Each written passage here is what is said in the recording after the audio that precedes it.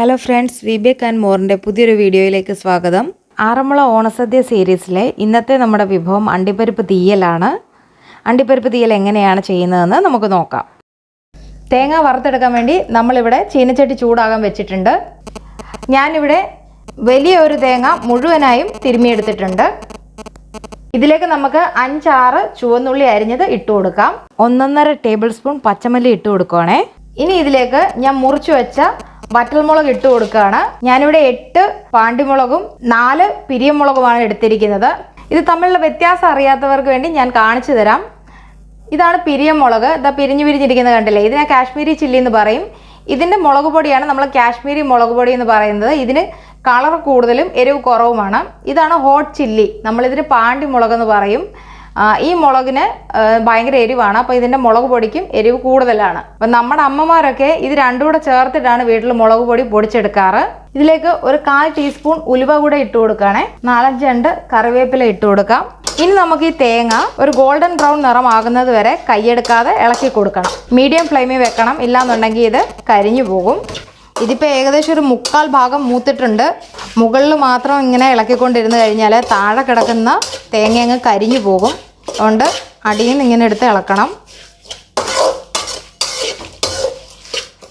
അപ്പം നമ്മുടെ തേങ്ങ ഇവിടെ നല്ലോണം വറുത്തെടുത്തിട്ടുണ്ട്. ഇനി നമുക്ക് ഫ്ലെയിം ഓഫ് ചെയ്യാം. ഇനി ഒരു 2 മിനിറ്റ് നമ്മൾക്ക് ഇളക്കി കൊടുക്കാം. ഇല്ലാന്നുണ്ടെങ്കിൽ ഈ പാത്രത്തിൻ്റെ ചൂടിൽ ഇതിരുന്ന് അടിഭാഗത്ത് കരിഞ്ഞു പോകും.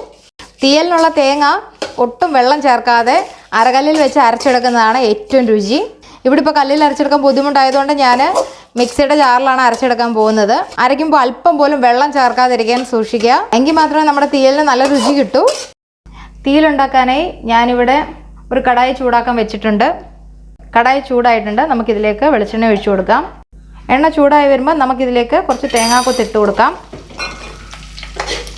ഫ്ലെയിം മീഡിയത്തിൽ കിടക്കുന്നതാണ് നല്ലത്.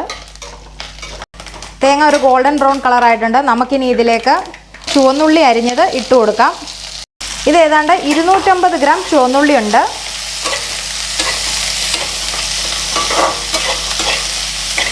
രണ്ട് പച്ചമുളക് കീറിയത് ഇട്ട് കൊടുക്കാം. ഉപ്പിട്ട് കൊടുക്കുകയാണ്. ഉപ്പിട്ട് കൊടുക്കുന്നുണ്ടെങ്കിൽ ഉള്ളി നല്ലോണം വഴന്ന് കിട്ടും. നമ്മൾ ഉള്ളി ഇവിടെ വഴന്നിട്ടുണ്ട്. ഇനി ഇതിലേക്ക് നമുക്ക് അണ്ടിപ്പരിപ്പ് ഇട്ട് കൊടുക്കാം. ഈ അണ്ടിപ്പരിപ്പ് ഞാൻ തിളപ്പിച്ച വെള്ളത്തിൽ 2 മണിക്കൂർ കുതിർത്തെടുത്ത് പിളർത്തിയെടുത്തതാണ്. ഇതിട്ട് കൊടുക്കാം.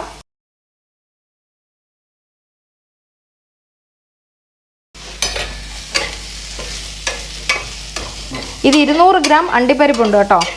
ഈ അണ്ടിപ്പരിപ്പ് നമ്മൾ ഏതാണ്ട് ഒരു 5 മിനിറ്റ് വഴറ്റിയിട്ടുണ്ട്. ഇനി നമുക്കിതിലേക്ക് പുളിവെള്ളം ചേർത്ത് കൊടുക്കാം. ഞാനിവിടെ 2 കപ്പ് വെള്ളത്തിൽ ഒരു നെല്ലിക്ക വലിപ്പത്തിലുള്ള പുളി പിഴിഞ്ഞ് ചേർത്തതാണ് ചേർക്കുന്നത്. ഇനി ഇതെല്ലാം കൂടെ ഈ പുളിവെള്ളത്തിൽ കിടന്ന് നല്ലോണം ഒന്ന് തിളച്ച് വേവണം. വെള്ളം തിളയ്ക്കുന്നുണ്ട്. ഒന്ന് മിക്സ് ചെയ്ത ശേഷം നമുക്കിതിനെ ഒരു 5 മിനിറ്റ് അടച്ചു വെക്കാം. 5 മിനിറ്റ് കഴിഞ്ഞു. ഞാനൊരു കാര്യം മറന്നുപോയി. ഉള്ളി വഴറ്റുമ്പോൾ അതിനകത്തിൽ ഒരു 1/4 ടീസ്പൂൺ മഞ്ഞൾപ്പൊടി ചേർത്ത് കൊടുക്കണമായിരുന്നു. ഞാനത് മറന്നു പോയത് കൊണ്ട് ഇത് തിളയ്ക്കാൻ വെച്ച ശേഷം ഞാനൊരു 1/4 ടീസ്പൂൺ മഞ്ഞൾപ്പൊടി ഇതിനകത്ത് ഇട്ട് കൊടുത്തായിരുന്നു.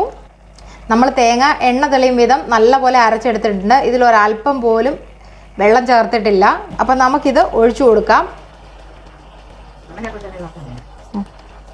ജാറിൽ ബാക്കി ഉണ്ടായിരുന്ന അരപ്പിൽ ഒരല്പം ചൂടുവെള്ളം ചേർത്തതാണേ, അതുകൂടെ ഒഴിച്ചു കൊടുക്കാം. ആവശ്യമെങ്കിൽ കുറച്ചുകൂടെ ചൂടുവെള്ളം നമുക്ക് ചേർത്ത് കൊടുക്കാം കേട്ടോ. ഞാനിവിടെ ഒരല്പം വെള്ളം ചേർത്ത് കൊടുക്കാം. അണ്ടിപ്പരിപ്പ് കയ്യിലില്ല എങ്കിൽ ഈ തീയലിൽ അണ്ടിപ്പരിപ്പ് ഒഴിവാക്കി ഉള്ളി കൂടുതലിട്ട് ഉള്ളി തീയലായിട്ട് ഉണ്ടാക്കാം. ഇനി നമുക്ക് തീയലിൻ്റെ എണ്ണ തെളിയുന്നത് വരെ ഇങ്ങനെ തിളപ്പിക്കാം. തീയൽ ഇവിടെ കുറുകി എണ്ണയൊക്കെ തെളിഞ്ഞു വരുന്നുണ്ട്. ഞാനിനി ഫ്ലെയിം ഓഫ് ചെയ്യാൻ പോവാണ്. അതിനുശേഷം നമുക്ക് കടുക് വറുത്തൊഴിക്കാം.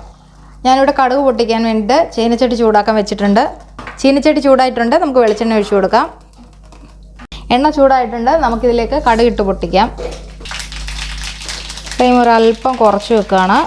ഒരു 3 വറ്റൽമുളക്, ഒരു 4-5 ചുവന്നുള്ളി ചെറുതായിട്ട് അരിഞ്ഞത്, ഒരു 2 തണ്ട് കറിവേപ്പില, ഇതെല്ലാം കൂടെ ഒന്ന് മൂപ്പിക്കാം. ഉള്ളിയൊക്കെ മൂത്തിട്ടുണ്ട്. നമുക്കിനി ഫ്ലെയിം ഓഫ് ചെയ്യാം. ഞാനിവിടെ തീയലിനകത്തിലേക്ക് നമ്മൾ കടുക് വറുത്ത് വെച്ചത് ഒഴിച്ചിട്ടുണ്ട്. ഈ വർഷത്തെ ഓണസദ്യക്ക് നിങ്ങളെല്ലാവരും ഈ അണ്ടിപ്പരിപ്പ് തീയൽ ഉണ്ടാക്കി നോക്കണം. എന്നിട്ട് റിവ്യൂസ് എന്നെ അറിയിക്കണം. മറ്റൊരു ഓണസദ്യ വിഭവമായി നമുക്ക് വീണ്ടും കാണാം. താങ്ക്